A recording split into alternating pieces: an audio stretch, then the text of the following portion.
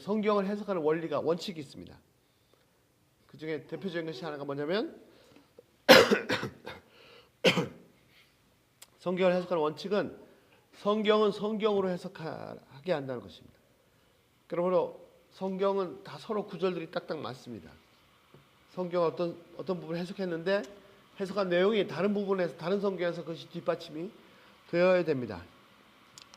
또 중요한 한 가지 원칙은 뭐냐면 문자 그대로 해석한다는 것입니다. 마음대로 비유로 해석하면 안 됩니다. 그런데 쉽게 내용이 조금만 어려우면 쉽게 비유로 해석하려고 합니다. 특히 예언인 경우에는 이해하기가 쉽지 않기 때문에 그래서 쉽게 비유로 해석하려고 합니다. 그러나 어렵다고 해서 비유로 해석해버리면 안 됩니다. 만약에 비유인 경우에는 오늘도 보시겠지만 비유인 경우에는 무화과나무의 비유처럼 본문에 분명히 비유라고 되어 있습니다. 자, 이것도 중요한 원칙입니다. 자, 누가복음 21장은 역사의 종말에 관한 예수님의 말씀입니다. 예수님께 친히 종말에 대해서 설명하신 내용입니다. 똑같은 내용이 마가복음 13장, 마태복음 24장에도 있습니다. 자, 5절에 보시면요, 잘 아시는 것처럼 사람들이 그 거대한 건축물 성전을 보고 놀랐습니다. 그 당시에는 그만한 건축물이 없었기 때문입니다. 그러자 예수님께서 그들에게 그 큰 건물을 보고 놀라는 사람들에게 충격적인 예언을 하십니다. 뭐라고 하셨어요? 이 성전이 돌 위에 돌 하나도 남지 않고 다 무너뜨려지리라. 즉 성전이 철저하게 파괴될 것을 말씀하셨습니다. 그러자 이 성전을 보고 있던 제자들이 충격을 받았습니다. 그래서 예수님께 여쭤봅니다. 6절, 도대체 언제 이런 일이 일어납니까? 그때 그 징조가 무엇입니까? 그래서 여기에 설명해 주시는 내용들이 21장입니다. 첫 번째 현상이 뭡니까? 가짜 메시아, 사이비 메시아가 나타납니다. 그리고 경고하십니다. 절대 따라하지 말라. 메시아께서 두 번째 오실 때는 첫 번째 오실 때처럼 그렇게 오시지 않습니다. 공중에 재림하십니다. 그 다음에 두 번째 9절에 항상 듣는 얘기죠. 많은 전쟁의 소식들, 또 분쟁의 소식들이 있습니다. 그러나 이것은 시작일 뿐입니다. 세상에 전쟁의 소식이 하루도 끝이지 않습니다. TV만 켜면 계속해서 전쟁의 소식입니다. 10절도 마찬가지입니다. 민족 사이의 분쟁, 국가 사이의 분쟁이 계속 일어납니다. 11절 곳곳에 지진, 굶주림, 에볼라 같은 전염병 계속 발생합니다. 세월이 갈수록 이 말씀을 통해서 마지막 때가 가까웠음을 실제로 볼 수 있습니다. 그런데 이 속에 젖어서 그냥 아무런 감각 없이 살고 있지는 않은지 두렵습니다. 그리고 12절부터 19절까지는 신실한 성도들이 받을 핍박에 대해서 말씀하십니다. 그러나 두려워할 필요가 없습니다. 18절에 뭐라고 되어 있냐면 너희 머리털 하나도 상하지 않을 것이다 라고 분명히 말씀하셨기 때문입니다. 그리고 이제 오늘 살펴보고자 하는 오늘 본문 말씀입니다. 20절부터 24절 예루살렘 성의 멸망에 대해서 말씀하십니다. 그 가운데 예루살렘 성뿐 아니라 6절에 말씀하신 성전의 파괴도 들어있습니다. 자, 20절 보십시오. 20절 한번 볼까요? 너희가 예루살렘이 군대들에게 에워싸이는 것들을 보거든 그 멸망이 가까운 줄 알라. 자, 사람들이 보게 될 미래의 일이 무엇입니까? 20절에 뭐죠? 20절에 뭐라고 되어 있습니까? 예루살렘 성이 군인들한테 포위될 것입니다. 그것을 보면 그 예루살렘 성의 멸망이 가까웠다. 종말이 아니고 예루살렘 성의 멸망이 가까웠다. 이것을 깨달으라고 하십니다. 그리고 21절부터 뭐라고 되어 있냐면은 성이 군인들에게 포위당한 것을 보면 무조건 도망가라고 하십니다. 유대지방 사람들은 산으로 도망가라고 하셨고 성 안에 있는 사람들은 무조건 성 밖으로 도망가라고 하셨고 성 밖에 촌에 사는 사람들은 무조건 성에 들어가지 말고 당연히 들어가면 안 되죠. 도망가라고 하셨습니다. 22절 그날은 성경에 예언된 징벌의 날입니다. 23절 특히 임신한 자, 젖먹이는 자에게 큰 고통이 있습니다. 도망가기 힘들죠. 땅에는 환란이 있고 큰 환란이 있고 23절 끝에 이 백성이 어느 백성입니까? 이 백성에게는 하나님의 진노가 있습니다. 이 백성 어느 백성이죠? 23절에 있는 이 백성은 이스라엘 백성입니다. 왜냐하면 24절에 보시죠. 그들이 칼날에 죽임을 당하며 모든 이방에 사로잡혀 가고, 모든 이방에 사로잡혀 가겠다고 되어 있죠. 그래서 그날은 이스라엘 백성 유대인들한테 하나님의 진노가 임한 날입니다. 그들 칼날에 죽임을 당할 것이고 살아있는 자도 여러 나라에 사로잡혀 갔습니다. 그렇습니다. 이 일이 실제로 일어났습니다. 언제 일어났습니까? 기원 후, 예수님 탄생하신 후에 서기 70년에 로마 장군 디도 장군이 예루살렘 성을 7개월 동안 포위했습니다. 장장 7개월 동안. 그래서 결국 성전이, 예루살렘 성이 다 멸망하고 성전이 불타고 죽은 사람이 110만 명, 칼날에 죽임을 당한다고 그랬죠. 그리고 9만 7천 명, 약 10만 명 정도가 포로가 되었습니다. 성이 포위되는 동안에 성 안의 굶주림 때문에 강도 때가 극성을 부리고 심지어는 사람 고기를 먹는 일까지 있었던 겁니다. 예수님께서 예언하신 일이 그대로 일어났습니다. 칼날에 죽임을 당하고 그 다음에 살아남은 사람들은 다 사로잡혀 갔습니다. 그렇기 때문에 예루살렘에는 이제 더 이상 유대인이 안 남았습니다. 그런데도 그 당시에 예수를 믿던 기독교인 유대인들은 살아남았습니다. 왜 살아남았냐면 예수님께서 이미 말씀하셨기 때문에, 그것을 보고서는 다 도망갔기 때문에 살아남았습니다. 그래서 다른 유대인들한테 더 미움을 받았습니다. 자, 그 다음에 무슨 일이 일어납니까? 자, 오늘 말씀 나누고자 하는 것이 이 내용인데요. 24절에 보시면, 자, 23절 끝에 이 이스라엘 백성에게 진노가 임합니다. 그래서 칼날에 죽임을 당하고 이방인에 사로잡혀 가고, 그 다음에 무슨 일이 일어나죠? 예루살렘 성은 이방인의 때가 찰 때까지 이방인들에게 밟히리라. 무슨 일이 일어난다고요?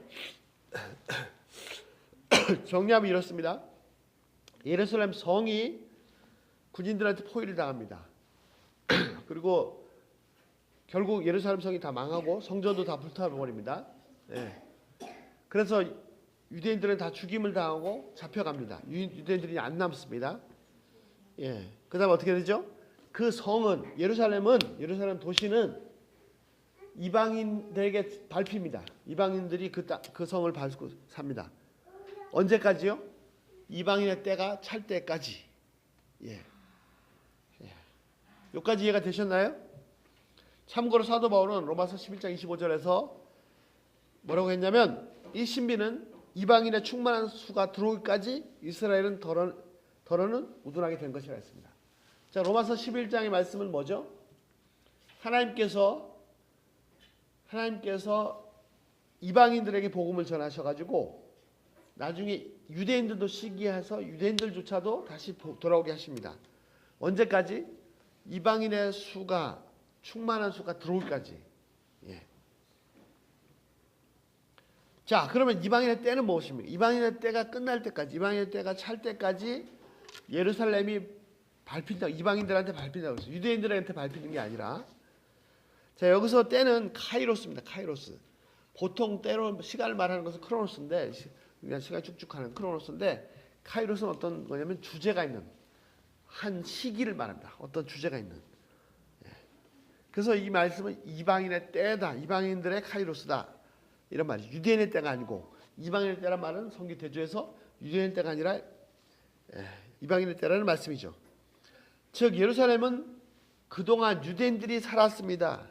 유대인들이 주도권을 쥐고 살았습니다. 로마 군인도 왔고 뭐 다른 민족들이 왔지만 결국 거기는 유대인의 땅이었습니다. 그런데 이제는 어떤 일이 일어나냐면, 성이 포위될 그쯤에 예루살렘 성이 다 망하고 어떻게 돼요? 다 죽임을 당하고 포로 잡혀가고, 그 다음부터는 이방인들이 들어와서 밟고 다니게 됐습니다. 언제까지요? 이방인들의 카이로스가 끝날 때까지입니다. 자, 그러면 이방인들의 카이로스가 때가 끝나면 어떻게 됩니까? 다시 유대인들이 예루살렘을 점령하겠지요. 다시 말하면 유대인들이 예루살렘을 점령했다는 것은 이방인의 때가 끝났다는 것입니다.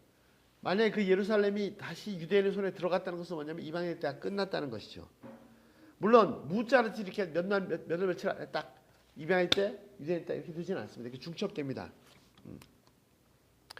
자, 대표적인 거 다니엘서 9장입니다. 이 이방인의 때에서 이해하려면 유대인의 때에 대해서 알아야 되는데 유대인의 때에 설명된 것이 다니엘서 9장입니다. 다니엘 9장 24절 내 백성과 내 거룩한 성을 위하여 70일을 기한으로 정하였으니 70주, 70위크, 70위크스 그 정하였으니 허물이 그치며 죄가 끝나며 죄악이 용서되며 영원한 의가 드러나며 환상과 예언이 응하며 또 지극히 높으신 지극히 거룩하신 이가 기름 부음을 받으리라. 여기서 70일이라고 했을 때 이 1회는 위기거든요. 7 days 한 위. 근데 여기서는 7년으로 계산합니다. 한 일에. 자, 25절에 보시면 이렇게 되어 있습니다. 너는 깨달아 알지니라 예루살렘을 중건하라는 영이 날 때부터 기름 부음을 받은 자 곧 메시아가 왕이 일어날 때까지 7일에와 62일에가 지날 것이요 그 곤란한 동안에 성이 중건되어 거리와 광장이 세워질 것이다. 자, 북왕조 이스라엘이 망하고 아수르에게 망하고 남왕주 유다가 바벨론에게 망했습니다. 그래서 예레미야 선지자가 예언한 대로 70년 동안 이스라엘 민족이 바벨론에 포로 생활을 했습니다. 70년이 지났을 때 하나님께서 귀환하게 하셨는데 자, 그때 이 회파된 바벨론 왕이 와서 예루살렘 성을 다 회파시켰죠. 성전도 다 부숴버렸죠. 자, 느헤미야 2장에 보시면 아닥사스다 왕이 명령을 내렸습니다. 무슨 명령을 내렸습니까? 예루살렘 성을 중건하라는 명령을 내렸습니다. 그래서 느헤미야가 총독으로 임명을 받고 돌아옵니다. 그때가 아닥사스다 왕 20년입니다. 자, 예루살렘 성을 다시 건축하라는 명령이 내린 그때부터 첫 번째 7일회가 지납니다. 7일회면 몇 년이죠? 7년씩 7번이니까 49년입니다. 그 다음에 7일회가 지난 다음에 다시 62일회가 지나면 어떻게 된다고요? 기름 부은 자, 메시아, 왕이 일어날 것이다.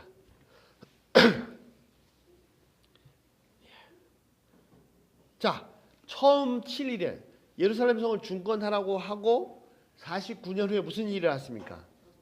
예루살렘 성이 최종적으로 완성되었습니다. 그래서 어떻게 해요? 거리가 세워지고 광장이 세워지고 거리가 세워질 거다. 그 다음에 예루살렘 성이 완성되고 나서 또한 똑같은 시기에 마지막 선지자 말라기 선지자의 예언이 끝났습니다. 그래서 구약의 계시가 완료되었습니다. 자, 다시 정리하면 아닥사스도 왕 때 예루살렘 성 건축하라 명령이 떨어졌고 7일회가 지나서 예루살렘 성이 완성됐고 그 다음 말라기 선지자를 통해서 마지막 구약의 계시가 완료되었습니다. 그 다음에 62일에 434년 후에 그래서 계산하면 AD 35년경이 됩니다. 그때 메시아께서 일어나십니다. 자, 26절 62일의 후에 메시아가 끊어져 없어질 것이며 예수님의 십자가의 죽으심을 가리킵니다. 그 다음에 장차 한 왕이 와서 백성이 와서 그 성읍과 성소를 무너뜨리니와 그 마지막은 홍수에 휩쓸림 같을 것이며 또 끝까지 전쟁이 있으리니 황폐할 것이 작정되었느니라. 장차 즉 메시아의 십자가와 부활 사건이 있은 후에 앞으로 한 왕이 백성들을 데리고 와서 그 백성과 그 성과 성소 자, 두 가지를 멸망시킵니다. 뭘 멸망시킨다고요? 예루살렘 성과 성소, 성전, 거룩한 곳 무너뜨리되 어떻게 해요? 마치 홍수가 휩쓸리듯이 그렇게 휩쓸어 가버립니다. 그리고 27절 그가 장차 많은 사람과 더불어 한 일해 동안 언약을 굳게 맺고 자, 그 왕이 어떤 일을 합니까? 많은 사람들과 약속을 합니다. 7년 동안의 조약을 맺습니다. 그런데 그 7년의 절반, 그 일의 절반에 3년 반이 됐을 때 무슨 일을 하냐면 갑자기 제사와 예물을 금지하고 그 다음에 포악하여 가증한 것에 날개를 의지하여 설 것이며 이미 정한 종말까지 진노가 황폐하게 되는 자에게 쏟아지리라 하였느니라. 자, 27절은 마지막 한 일에 마지막 7년에 관한 기록입니다. 이 왕이 모든 사람들과 7년 언약을 굳게 맺습니다. 그런데 중간에 3년 반 되었을 때 배반합니다. 그래서 성전에서 제사와 예물을 금지합니다. 가증한 것을 성전에 세웁니다. 그리고 마지막 종말에 진노가 쏟아집니다. 즉 마지막 7년 동안 큰 환란이 있을 것입니다. 그런데 그것은 적그리스도가 유대인들과 7년 평화협정을 맺음으로 마지막 7년 대환란이 어떻게 시작되냐면 적그리스도가 유대인들과 평화협정을 7년 맺음으로 시작됩니다. 그리고 이것이 되기 전에 이미 성전이 회복되어 있음을 알 수 있습니다. 그래서 69일에는 이미 끝났습니다. 예수님께서 십자가 부활 사건으로 끝났죠. 그리고 이제 유대인의 때 마지막 한 일에 7년이 남아 있습니다. 그런데 69일에 끝나고 마지막 이 한 일에 7년 요 사이가 이방인의 때입니다. 자, 메시아 예수님께서 33년경, 34년경 돌아가셨죠. 그리고 부활하셨죠. 승천하셨죠. AD 70년에 예루살렘 성이 멸망했습니다. 예루살렘 성이 멸망하고 그 다음부터 어떻게 된다고요? 유대인 이방인의 때라고요. 그 전까지는 유대인의 때였는데. 그래서 그 예루살렘이 이방인들에게 밟혔습니다. 자, 이 2000년 동안 이방인의 때였습니다. 이 시대는 교회 시대요, 성령 시대였습니다. 사도행전에서 보시면 오순절 마가의 다락방에 제자들에게 성령이 임하였습니다. 이는 예수님께서 약속하셨던 일입니다. 예수님께서 약속하신 성령이 오신 것이고 성령이 오심으로 교회의 시대가 시작되었습니다. 그래서 성령께서 이 교회 시대 2000년을 이끌어 오셨습니다. 그런데 1948년 5월 15일 날 이스라엘 국가가 회복되었고 기적적으로 그 다음에 3차 중동전쟁 일명 6.1 전쟁이 끝난 후에 1967년 옛날 예루살렘 동예루살렘이 1967년 6월 29일 날 그 성벽까지 남은 성벽까지 유대인의 손에 넘어갔습니다. 이제 남아있는 것이 요 예루살렘 성입니다. 성이 아니라 성전. 그래서 유대인들이 항상 인사를 하는데 무슨 인사를 하냐면 내년에는 예루살렘에서 이런 인사를 했습니다. 근데 그것이 1967년에 성취되었습니다. 유대인들은 이 날을 예루살렘의 날, 욤 예루살렘이라고 해서 명절로 기념하고 있습니다. 그런데 혹시 김명환 교수님 그 창조론 강의 들어보신 적 있는지 모르겠는데 마지막 강의를 보시면 천문학적으로 프로그램을 이용해서 날짜를 추적해 보면 이 욤 예루살렘의 날 이 날이 진짜로 예수님이 탄생한 그 날일 가능성이 높습니다. 유대 달력에 의해서. 그래서 유대인들은 지금도 예루살렘 회복의 날이라고 매년 명절을 지내고 있는데 실제로 예수님의 탄생을 기념하고 있죠. 그날을 지키고 있습니다. 자, 중요한 것은 뭐냐면 1967년에 예루살렘이 회복됨으로 말미암아 이방인의 때가 끝났다는 것입니다. 끝나갔다는 것입니다. 예루살렘이 그동안은 이방인들이 밟고 다녔는데 그것이 끝났다는 거죠. 이방인의 카이로에서 끝났습니다. 그럼 뭐가 남았습니까? 마지막 한 일, 유대인의 마지막 한때가 남았습니다. 마지막 7년 대환란이 남았습니다. 그런데 그 전에 한 가지 이루어져야 할 일이 있는데 그것이 뭐냐면 뭐죠? 이스라엘의 국가 회복이 됐고 예루살렘 성이 회복됐는데 7년 대환란 한 일회가 시작되기 전에 한 가지 또 진행돼야 될 이루어져야 될 일이 뭐냐면 예루살렘 성뿐만 아니라 예루살렘 성전이 회복돼야 됩니다. 근데 지금으로 볼 때는 그 성전이 회복될 가능성이 전혀 없습니다. 그러나 이스라엘 나라를 회복시키신 듯이 아마 급작스럽게 또 그 성전도 회복될 것입니다. 만약에 성전이 회복됐다, 그러면 조금 있다가 적그리스도가 나타나서 유대인들과 다른 민족들과 중동산, 유럽 다 평화조약을 맺고 7년 이제 환란에 들어가는 거죠. 7년 환란의 시작이 될 것입니다. 다시 누가복음 본문으로 돌아갑니다. 25절부터 26절을 보시면 마지막 대환란입니다. 그리고 27절 예수님께서 공중에 재림하십니다. 계시록에 보시면 7교회가 나오고 그 다음에 7년 환란이 나오는데 7개 인, 그 다음에 나팔, 그 다음에 그 항아리, 그러니까 뭐죠? 바울 심판이 있습니다. 자, 28절 지금 말씀하신 이런 일이 시작될 때 전쟁의 소식, 기근의 소식, 지진의 소식, 전염병 소식, 잡혀가고 뭐 또 예루살렘 멸망 소식이 있을 때 일어나 머리를 들라고 하십니다. 왜? 28절에 보시면 속량 즉 구원의 완성이 시작되었기 때문입니다. 그런데 7년 대환란이 시작되기 전에 예수님께서 성도들을 부르십니다. 예수님의 신부이신 교회를 하늘에서 부르십니다. 그래서 휴거가 일어날 것입니다.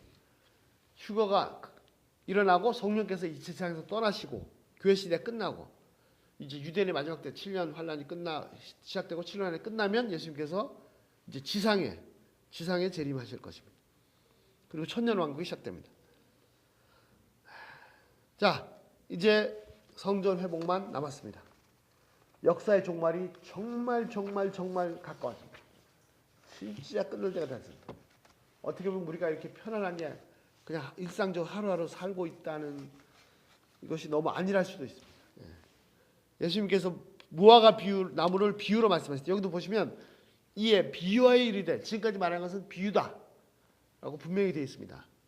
무슨 비유를 하십니까? 무화과 나무 비유를 하시는데 뭐죠? 무화과 나무 잎이 색깔이 옅어지면 이스라엘 사람들은 이제 여름이 다 됐구나 라고 압니다. 마찬가지로 예수님께서 지금 말씀하신 이런 징조들이 전쟁의 소식, 지진의 소식 그런 것들이 들리면 어떻게 하라고요? 이제 예수님 다시 오실 때가 마지막 7년 할 때가 다가왔다는 것을 깨달으라는 거죠. 이스라엘 민족은 이 시대를 분별할 수 있는 무화과 나무입니다. 3, 4절 그러므로 조심하여 깨어있으라. 너희는 스스로 조심하라. 깨어있어야 됩니다. 자, 그렇지 않으면 어떻게 됩니까? 그렇지 않으면 방탕함과 술 취함과 생활의 염려로 마음이 둔화해지고 뜻밖의 그날이 덫과 같이 너에게 이 말이야. 지금 딱 우리가 그런 상황이에요. 매일매일 먹고 사는 문제, 뭐 내가 어떻게 될 것인가 막 이런 문제, 여러 가지 문제로 지금 이게 무화과나무 잎이 연해졌는지 뭐 이스라엘이 어떻게 됐는지 전혀 모르고 살고 있어요. 그러면 어떻게 되죠? 그 마지막이 마치 덫처럼 트랩처럼 짐승을 잡는 덫처럼 임할 거란 말이죠. 그러므로 깨어 있어야 됩니다. 내 마음이 이런 생활의 염려로 사로잡혀 있어서는 안 된단 말이죠. 그걸로 둔해져 있으면 안 되고 물론 열심히 살아야 되는데 더 중요한 것은 말씀을 가지고 시대를 분별할 줄 알아야 된단 말입니다. 시대가 정말 끝나고 있고 역사의 종말이 다 되어가고 있습니다. 35절 이날은 온 지구상에 거하는 모든 사람에게 이 말이라. 자, 한 가지 주의할 것이 있습니다. 뭐 종말론 얘기할 때마다 항상 얘기하지만 뭐죠? 이런 예언에 지나쳐서 날짜를 정해놓는 사람들이 있습니다. 그리고 역사를 뒤져보면 날짜를 정해놓고 언제 몇 월 며칠 날 예수님 오신다는 얘기가 2000년 동안 계속 있었습니다. 근데 예수님 안 오셨죠? 이 부분에 대해서 예수님 분명히 못 박아 말씀하십니다. 사도행전 1장 7절 이러므로 때와 시기는 아버지께서 자기 권한에 두셨더니 너희가 알 바 아니요. 몇 월 며칠 날 오시느냐 그거는 아무도 모르고 하나님 아버지밖에 모르십니다. 거기에 신경 쓰지 말라. 그러므로 함부로 날짜를 얘기하는 사람들은 다 가짜입니다. 이거 확실합니다. 그 다음에 1장 8절 오직 제자들이 할 일인데 예수님 오신다 그럴 때 마지막 때가 다가왔다 그러면 언제야 그날이 며칠이야 거기에 신경 쓰지 말고 신경 써야 될 게 한 가지인데 뭐죠? 오직 성령이 너에게 임하시면 너희가 권능을 받고 예루살렘과 온 유대와 사마리아 땅까지로 내 증인이 되리라. 제자들이 관심 갖고 신경 쓰면서 할 일은 딱 한 가지입니다. 예수님이 다시 오실 때까지 예수님의 증인, 십자가와 부활의 증인으로 사는 것입니다. 내 증인이 되리라. 예수님께서 그렇게 만드실 것입니다. 사람들에게 예수님 메시아 즉 구세주의 십자가와 부활을 전하는 삶을 사는 것입니다. 이것이 우리가 해야 할 일이고 사명입니다. 현재 지금 내가 있는 곳에서부터 시작해서 계속 전해야 됩니다. 자, 세상의 염려로 근심 걱정으로 세상의 쾌락에 빠져 살면은 이 종말이 정말 덮쳐서 같이 망할 것입니다. 도둑처럼 와도 모릅니다. 순식간에 당합니다. 깨어 있어야 됩니다. 하나님의 말씀을 붙잡아야 합니다. 그 날짜를 계산하고 세고 있을 것이 아니라, 그래서 많은 그런 경우 있었죠. 날짜 정해놓고 재산 다 팔고 어디 들에 나가서 그날 기다리고. 그게 아니죠. 날짜가 종말이 다가왔다 하면 뭘 해야 된다고요? 날짜가 언제냐가 그것만 기다리는 게 아니라 부지런히 복음을 전해야 된다고요. 바울처럼 많은 사도들처럼 수많은 믿음의 선배들처럼 부지런히 예수님 복음을 전해야 됩니다. 내 주위 사람들부터 이웃 사람부터 복음을 전해야 됩니다. 이를 위해서 깨어 있어야 됩니다. 말씀으로 깨어 있지 않으면 세상의 염려가 내 마음을 지배해서 마음이 둔해집니다. 말씀으로 깨어 있어야 되고 하나님과 늘 동행하는 삶을 사는 것이 중요합니다.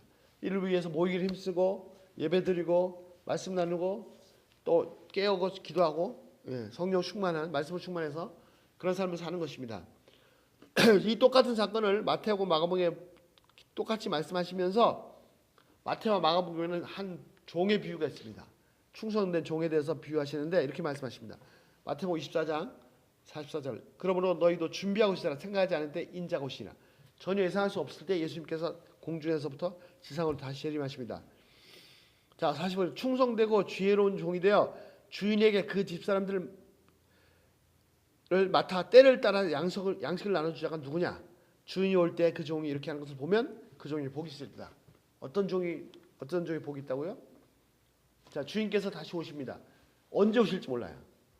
그러면 종이 언제 올지 모르니까 그냥 막 마음대로 술 취하고 막 방탕하고 있다가 갑자기 오시면 야단 맞죠. 네. 그럼 어떻게 해요? 언제 오실지 모르지만 나는 내가 할 일, 집안을 살피고 종들에게 먹을 것을 나눠주고 그 집안 살림을 잘 하고 있는 때를 따라 양식을 나누는 사람, 집사람들한테 때를 따라 양식을 나눠주는 사람을 충성되어 지혜로운 종이라고 하셨고 주인이 다시 오실 때 그렇게 하는 것을 보면 복이 있을 거다 하셨습니다. 아멘. 자, 우리가 할 일은 뭐죠? 그 종처럼 하나님의 집에 수많은 영혼들에게 때를 따라 양식을 하나님의 말씀을 먹여주고 영혼들에게 살리고 구원하고 지친 영혼에 힘을 주고 이렇게 하는 이 일을 하는 사람이 충성되고 지혜로운 종입니다. 내가 할 일 부지런히 그 일을 하고 있으면 주님께서 언제 오셔도 기쁘게 주님을 맞이할 수 있습니다. 또 주님께서도 그를 칭찬하십니다. 자, 때를 잘 분별하고 주위에 부지런히 말씀으로 섬기고 양육하고 먹이고 하는 그런 충성되고 지혜로운 종으로 저희가 살 수 있기를 기도합니다. 기도하겠습니다.